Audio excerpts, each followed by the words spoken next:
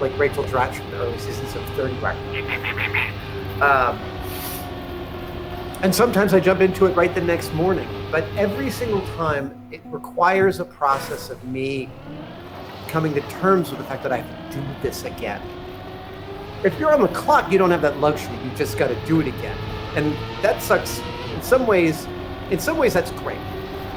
Because what if I was on the clock is a great way to get to a solution, frankly. When you don't have a boss, like I don't have a boss here, you can get way lost in the weeds about the right way to do something because you have an infinite number of possibilities. When you have a budgetary requirement and time scale that you have to fit within, there's no time to like come to terms with what you've done. You just have to freaking do it. Oftentimes while your supervisor is going, man, you really screwed up. What happened there? That doesn't feel good, but at least you're getting past it. So maybe this is a long way of saying, which turns out to be a phrase that I think I overuse. A long way of saying, at any rate, it's a long way of saying, for me, getting past that thing I hate, redoing something I've done, it's often about thinking about it from a more professional standpoint. What if I was on the clock? Because again, when you're on the clock, there's no time for sentimentality. You got to get the thing done. So you screwed it up. Well, that's half your day. You got to spend the other half doing it again, and then you got to explain to your boss why you only got half a day's work done. Even though you worked all day.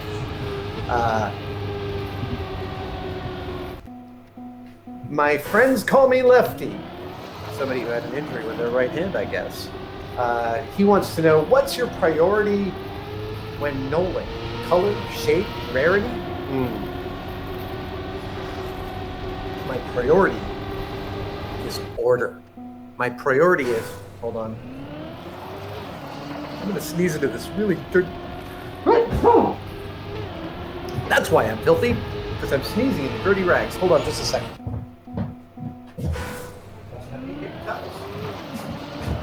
I don't have any tissues or paper towels in the shop right now. All right. Anyway, I'm looking for order when I'm rolling. Okay, so take a look at this table. There's some things around. It's kind of aesthetically nice, but it's not ordered. So if I was going to order this table, it would be like everything at right angles and lined up. And actually, it's funny. If you ever like had an argument with me where we were like going over some complicated bit of life or engineering or problem solving, this is what I do when I'm stressed and talking to someone. I'll be like, well, look, the main priority is that we talk to the client and get them to understand, blah, blah, blah, blah, blah. And then I'll be like ordering everything. So that to me, hold on, there we go. It's like a frame now. Yeah, much better. That makes my brain relax. That like fills me with calm. So in general with Legos, I'm going by color and type. But that's it. It's mostly just getting it all laid out so that like pieces are with like pieces and I can see the totality of what I have in front of me, and when I need something, I know where to go find it. But I don't think color or rarity really figures in. It's mostly just, I think it's type.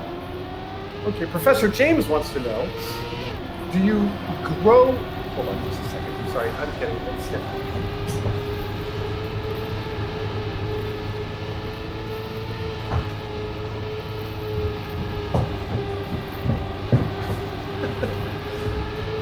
All right, there's some toilet paper. Glorious. Did anyone else feel a little bit of a pollen bloom this morning? I woke up with my head draining a little bit. What was I being asked? Do you grow anything? Do you do any gardening? No, I don't. We have some beautiful plants around our house. We have them irrigated by an automatic system.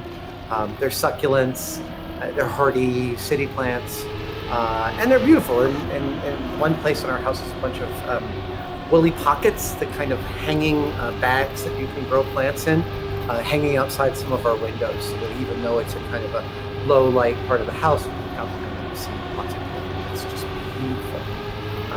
I love plants. I do not interact with them. My sister, one of my sisters, is a horticulturist and a very successful one, and loves to come out to San Francisco and point out to me the things that are expensive